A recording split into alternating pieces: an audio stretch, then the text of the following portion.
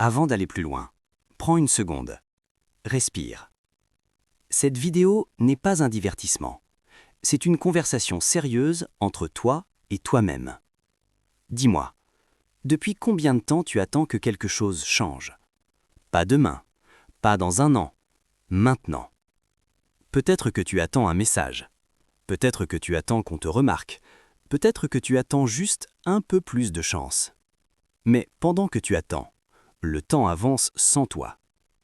Dans la vraie vie, personne ne se lève le matin en se demandant comment améliorer ta situation. Chacun est occupé à survivre, à payer ses problèmes, à gérer ses peurs. Et ce n'est pas cruel, c'est réel. Beaucoup de gens passent leur vie à dire « si quelqu'un m'avait aidé, si j'avais eu une opportunité, si j'étais né ailleurs ». Mais écoute bien ceci, le monde ne récompense pas le potentiel, il récompense l'action. Exemple réel. Regarde les gens que tu admires aujourd'hui. La plupart ont commencé sans soutien. Ils ont essuyé des refus. Ils ont été ignorés. Et pourtant, ils ont continué. Pas parce qu'ils étaient spéciaux, mais parce qu'ils ont compris une chose plutôt que les autres. Il y a un moment précis dans une vie où tu dois arrêter d'attendre. Ce moment, c'est maintenant. Cette vidéo n'est pas là pour te juger, elle est là pour t'aider à voir clair. Parce que la vérité, aussi dure soit-elle, libère.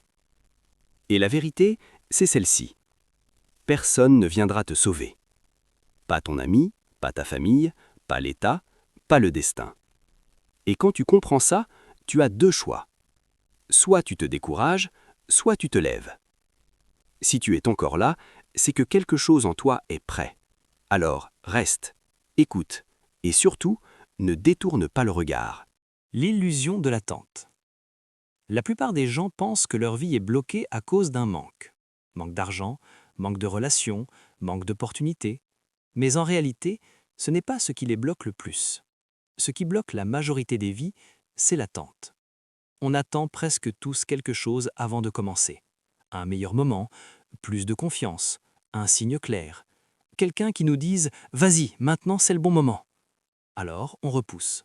Un jour, puis une semaine, puis un mois, puis une année. Et sans s'en rendre compte, on installe une habitude dangereuse, l'habitude de remettre sa propre vie à plus tard.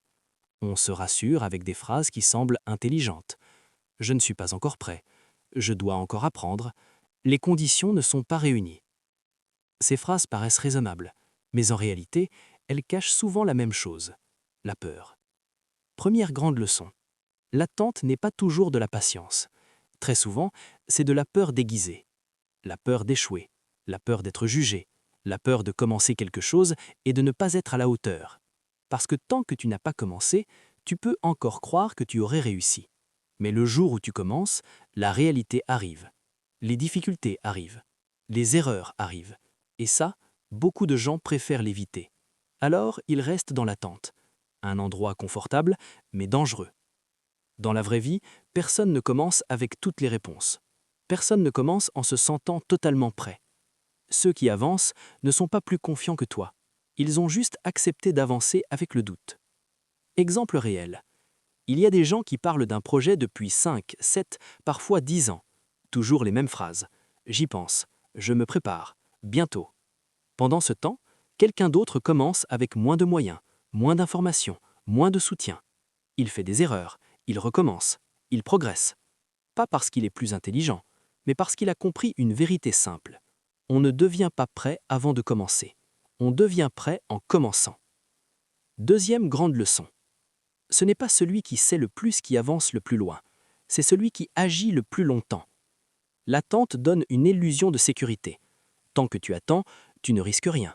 Personne ne peut se moquer de toi. Personne ne peut dire que tu as échoué. Mais cette sécurité est un piège. Parce que pendant que tu attends, le temps, lui, avance. Les années passent, l'énergie baisse, les responsabilités augmentent. Et un jour, tu te réveilles avec une phrase lourde à porter. « Si j'avais commencé plus tôt ». Regarde honnêtement ta propre vie. Combien de décisions importantes as-tu repoussées? Combien de choses sais-tu que tu devrais déjà faire, mais que tu continues de remettre à demain?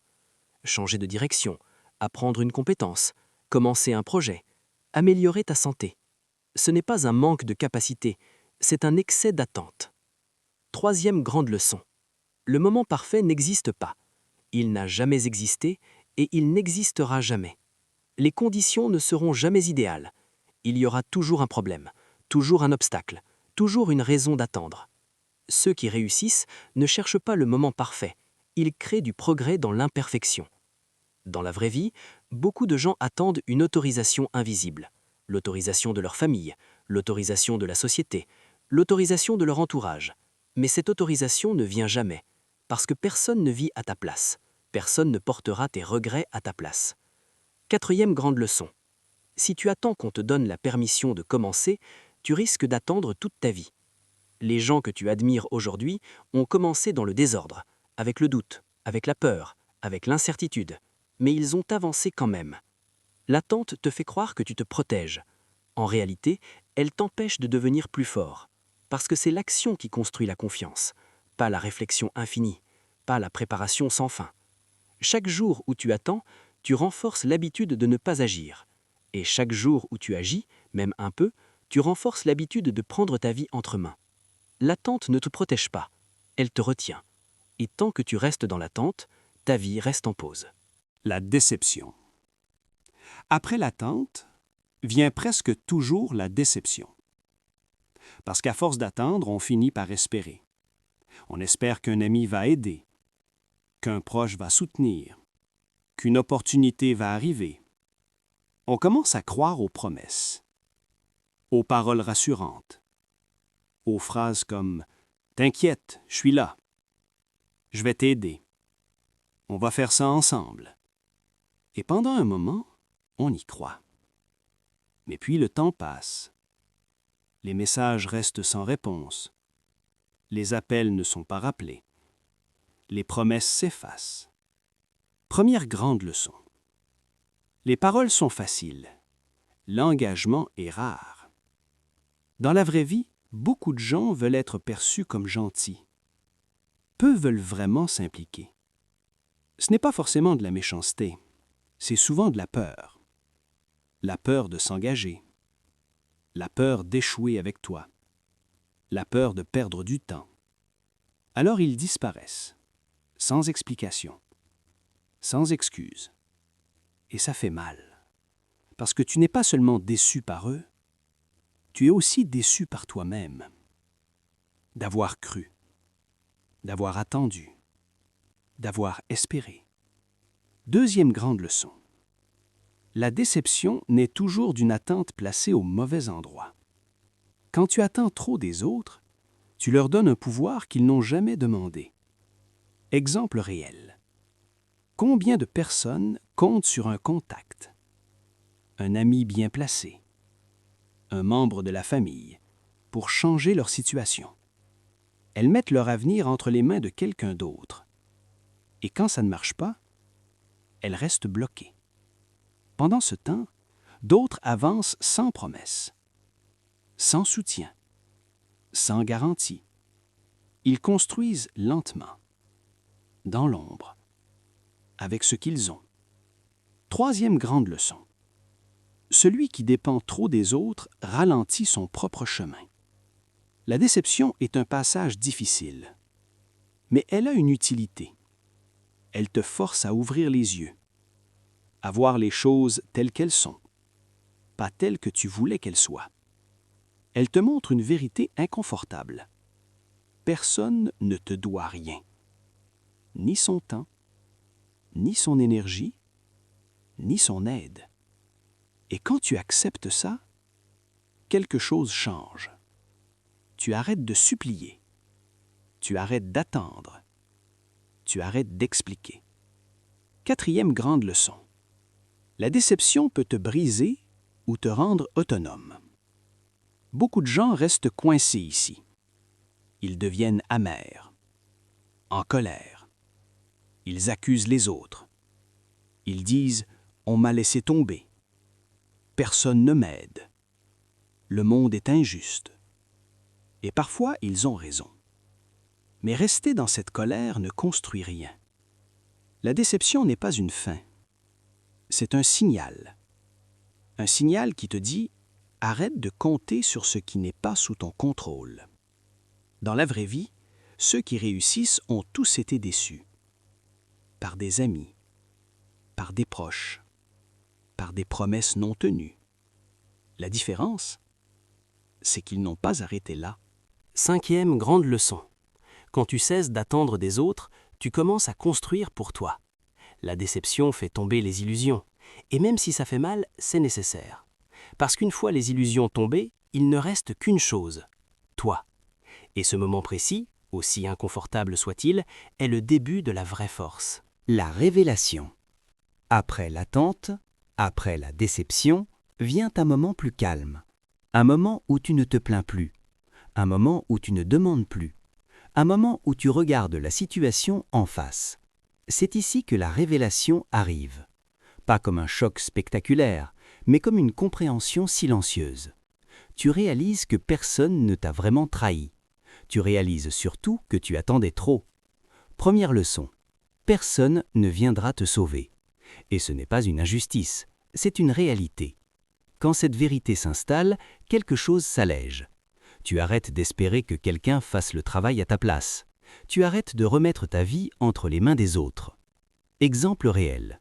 Beaucoup de personnes racontent que le jour où elles ont arrêté d'attendre de l'aide, elles ont commencé à avancer plus vite. Moins de discussions, moins d'excuses, plus d'actions. Deuxième leçon. La responsabilité totale est lourde, mais elle est libératrice. Parce que si tout dépend de toi, alors tout peut changer par toi. La révélation, c'est comprendre que tu n'as pas besoin d'être spécial. Tu as besoin d'être constant. Tu n'as pas besoin de conditions parfaites. Tu as besoin de décisions claires. À ce moment précis, tu arrêtes de te demander « pourquoi moi ?»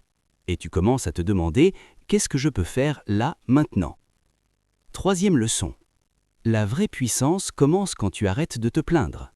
Dans la vraie vie, les personnes les plus solides ne sont pas celles qui ont été épargnées. Ce sont celles qui ont accepté la réalité sans négocier. Elles ont compris que la vie n'est pas juste, mais qu'elle répond à ceux qui agissent.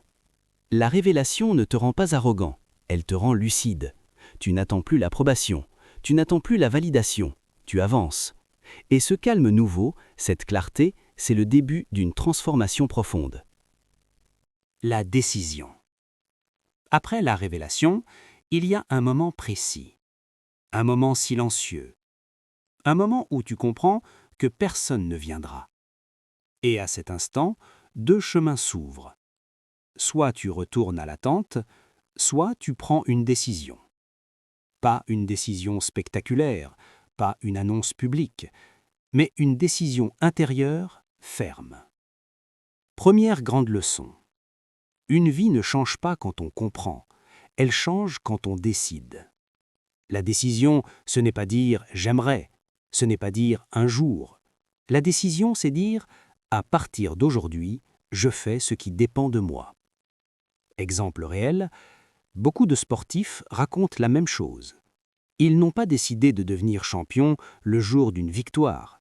Ils ont décidé le jour où personne ne les regardait.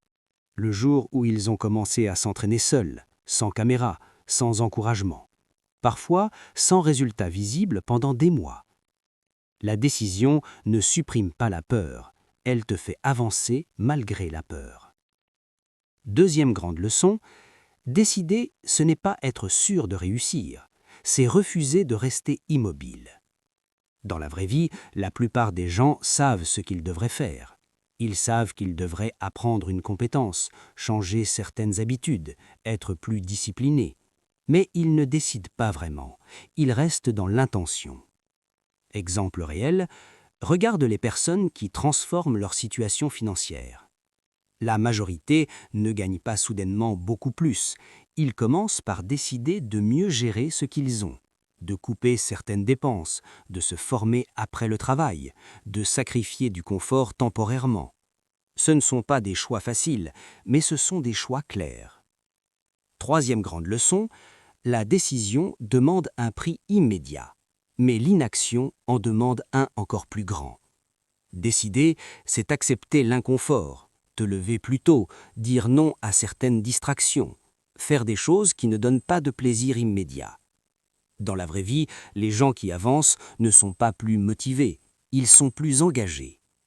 Exemple réel, beaucoup d'entrepreneurs racontent que le vrai déclic n'a pas été une idée brillante, c'était le moment où ils ont arrêté de chercher l'approbation. Ils ont commencé petits, maladroitement, souvent avec peu de soutien, mais ils avaient décidé une chose, continuer même quand personne n'applaudit. Quatrième grande leçon, une décision claire élimine beaucoup d'excuses. Quand tu décides vraiment, tu ne te demandes plus « est-ce que j'en ai envie ?», tu te demandes « qu'est-ce que je fais aujourd'hui ?»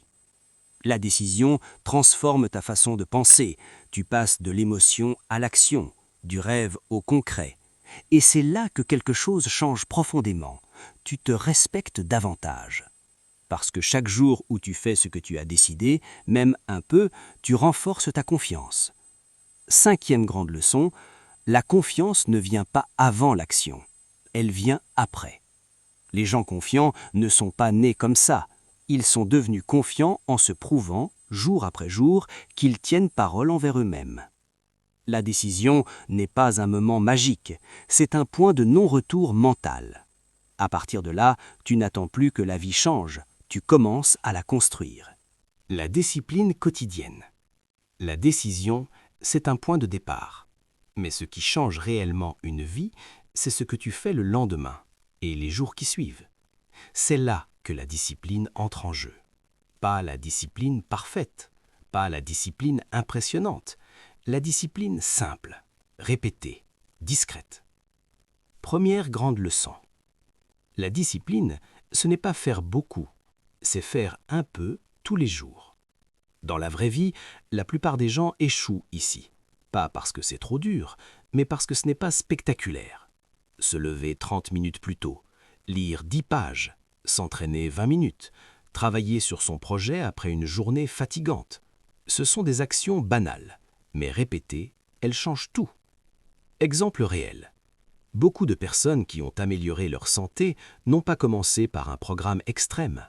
Elles ont commencé par marcher tous les jours, par réduire certaines habitudes, par tenir une routine simple, même imparfaite. Ce n'était pas motivant, mais c'était constant. Deuxième grande leçon. La discipline fonctionne même quand la motivation disparaît. Dans la vraie vie, la motivation ne dure pas. Il y a des jours où tu es fatigué, des jours où tu doutes, des jours où tu n'as aucune envie. La discipline, elle, te dit « fais le minimum, mais fais-le ». Exemple réel. Les personnes qui réussissent leurs études ne sont pas celles qui révisent seulement quand elles en ont envie. Ce sont celles qui ont un horaire fixe, même court, même imparfait. Elles ne cherchent pas à être brillantes chaque jour, elles cherchent à être présentes. Troisième grande leçon. Ce que tu fais quand personne ne te regarde te construit. La discipline se développe dans l'ombre, quand il n'y a pas de reconnaissance, quand personne ne félicite. C'est là que beaucoup abandonnent, parce que les résultats ne sont pas immédiats. Mais dans la vraie vie, les résultats visibles sont toujours en retard sur les efforts invisibles. Exemple réel. Les personnes qui développent une compétence professionnelle passent souvent des mois à apprendre sans résultat visible. Puis, un jour, une opportunité arrive, et tout le monde pense que c'est soudain. Mais ce n'est jamais soudain. Quatrième grande leçon. La discipline est une forme de respect envers soi-même. Chaque fois que tu fais ce que tu as dit que tu ferais, même un peu, tu renforces ta confiance. Et chaque fois que tu ne le fais pas, tu l'affaiblis.